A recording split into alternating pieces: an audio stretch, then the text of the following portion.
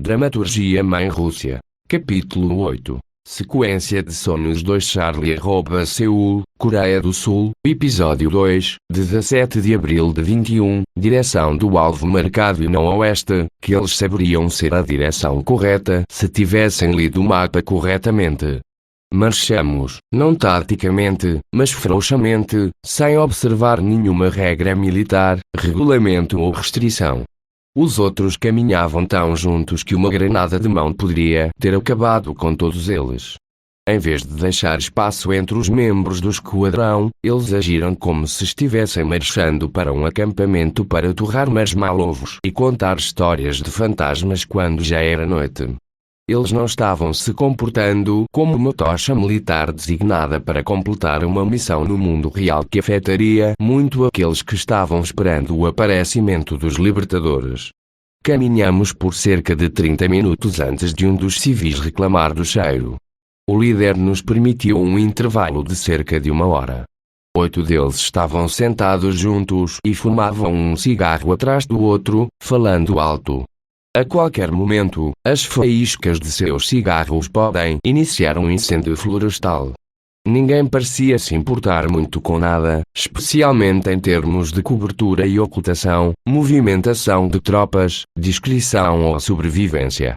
Periodicamente, alguns de meus companheiros de equipe olhavam para mim, diziam algo em quais línguas falavam e depois voltavam ao que quer que estivessem fazendo. Nem o líder nem seus assistentes pediram a mim ou à mãe Rússia conselho militar. Ou se tivessem, eu não estava prestando atenção e a mãe Rússia estava bêbada demais para compreender. Os 8 sentaram-se e conversaram ao ar livre, desprotegidos. Eles continuaram a fumar, o rastro de fumaça informando aos adversários nossa localização exata. Normalmente, os soldados tinham que trabalhar muito para localizar seus adversários, mas esse não era o nosso caso. Estávamos deixando livremente qualquer adversário saber nosso paradeiro. A mãe Rússia se retirou do grupo, caminhou 50 metros para o oeste e mijou. Ele inclinou a cabeça em direção ao grupo e disse algo em russo. Então ele desmaiou.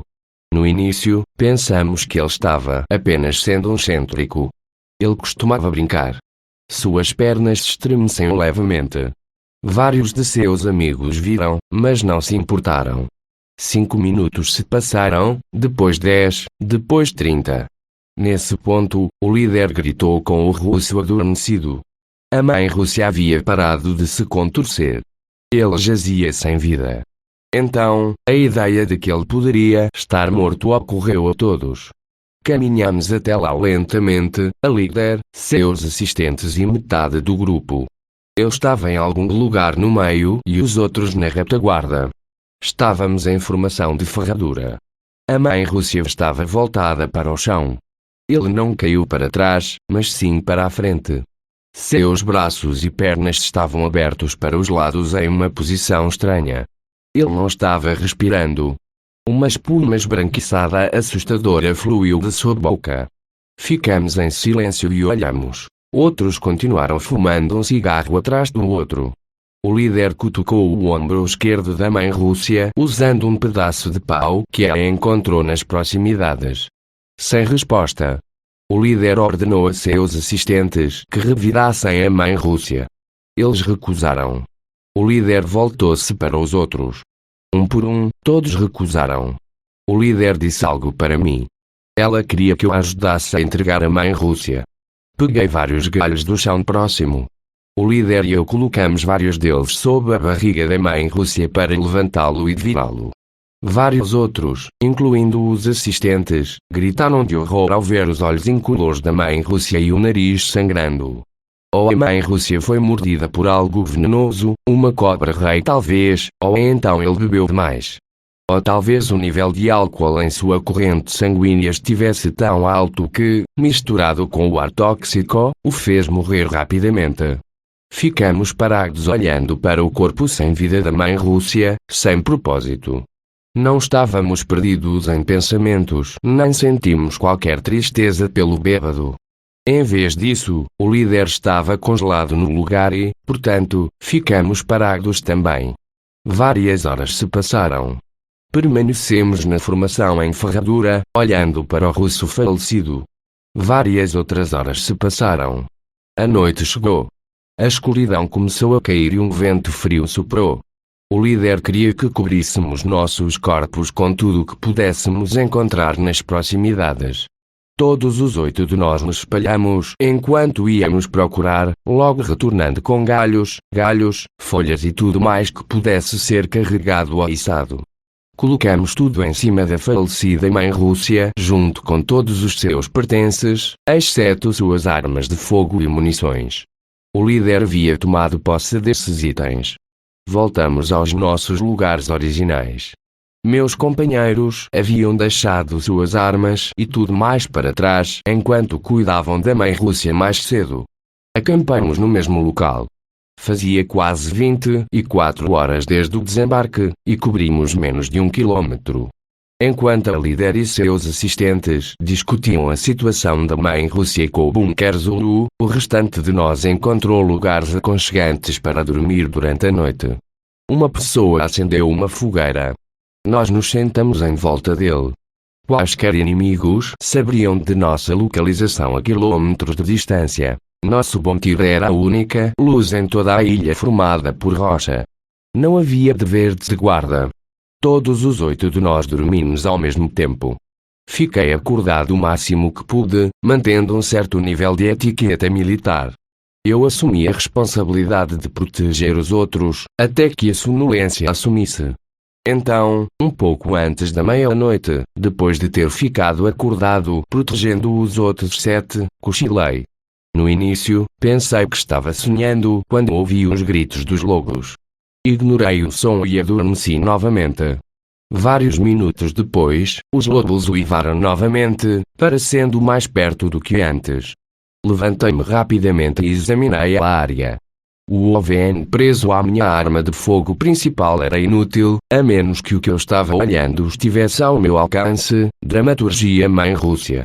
Capítulo 8. Sequência de sonhos 2 Charlie @ Seul, Coreia do Sul, Episódio 2, 17 de abril de 21, direção do alvo marcado e não oeste, que eles saberiam ser a direção correta se tivessem lido o mapa corretamente. Marchamos, não taticamente, mas frouxamente, sem observar nenhuma regra militar, regulamento ou restrição. Os outros caminhavam tão juntos que uma granada de mão poderia ter acabado com todos eles.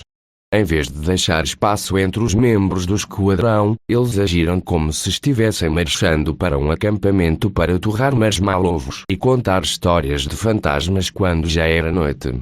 Eles não estavam se comportando como uma tocha militar designada para completar uma missão no mundo real que afetaria muito aqueles que estavam esperando o aparecimento dos libertadores. Caminhamos por cerca de 30 minutos antes de um dos civis reclamar do cheiro. O líder nos permitiu um intervalo de cerca de 1 hora. 8 deles estavam sentados juntos e fumavam um cigarro atrás do outro, falando alto. A qualquer momento, as faíscas de seus cigarros podem iniciar um incêndio florestal. Ninguém parecia se importar muito com nada, especialmente em termos de cobertura e ocultação, movimentação de tropas, discrição ou sobrevivência. Periodicamente, alguns de meus companheiros de equipe olhavam para mim, diziam algo em quais línguas falavam e depois voltavam ao que quer que estivessem fazendo. Nem o líder nem seus assistentes pediram a mim ou à mãe Rússia conselho militar. Ou se tivessem, eu não estava prestando atenção e a mãe Rússia estava bêbada demais para compreender. Os 8 sentaram-se e conversaram ao ar livre, desprotegidos. Eles continuaram a fumar, o rastro de fumaça informando aos adversários nossa localização exata. Normalmente, os soldados tinham que trabalhar muito para localizar seus adversários, mas esse não era o nosso caso. Estávamos deixando livremente qualquer adversário saber nosso paradeiro. A mãe Rússia se retirou do grupo, caminhou 50 metros para o oeste e mijou. Ele inclinou a cabeça em direção ao grupo e disse algo em russo. Então ele desmaiou. No início, pensamos que ele estava apenas sendo um excêntrico. Ele costumava brincar. Suas pernas